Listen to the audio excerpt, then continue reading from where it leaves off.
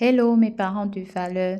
Si vous avez des enfants âgés entre 3 et 6 ans et vous aimeriez qu'ils se démarquent dans toutes les activités scolaires, n'hésitez pas de vous abonner pour plus d'astuces.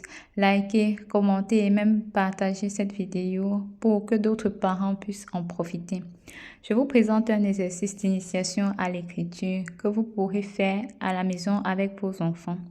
N'hésitez surtout pas de donner un peu de votre temps à vos enfants. Ils en ont grand besoin. Mais surtout, n'oubliez pas que ce travail se fait dans le jeu et que s'il devient trop sérieux, l'enfant se lasse rapidement. Comme je l'ai dit dans une de mes vidéos, l'initiation à la lecture passe par une maîtrise parfaite des voyelles les plus basiques, entre autres A, O, U, I, E, Y, en y ajoutant E, R. Ceci étant dit, nous voulons au travers d'une phrase que nous avons choisie, que notre enfant puisse identifier la voyelle A.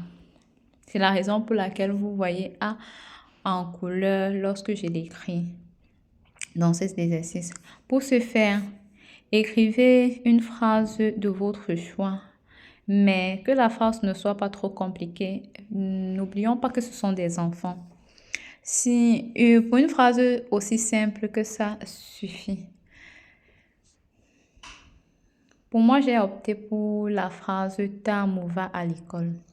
J'ai écrit la phrase en cursive et en script pour donner le choix à l'enfant de pouvoir utiliser ce qu'il veut en fait. Lorsqu'il sera grand et qu'il pourra commencer à écrire parfaitement.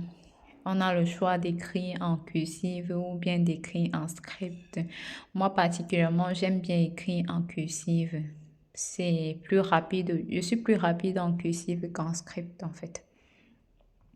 L'objectif de la lecture dans cet exercice est d'identifier la voyelle A. L'écriture en couleur de la voyelle A est faite de manière consciente pour captiver l'attention de l'enfant. L'enfant devrait, pour un premier temps, entourer toutes les voyelles qu'il trouve, les voyelles A qu'il trouve. Il devrait l'entourer. Ensuite, il devra le lire à haute voix.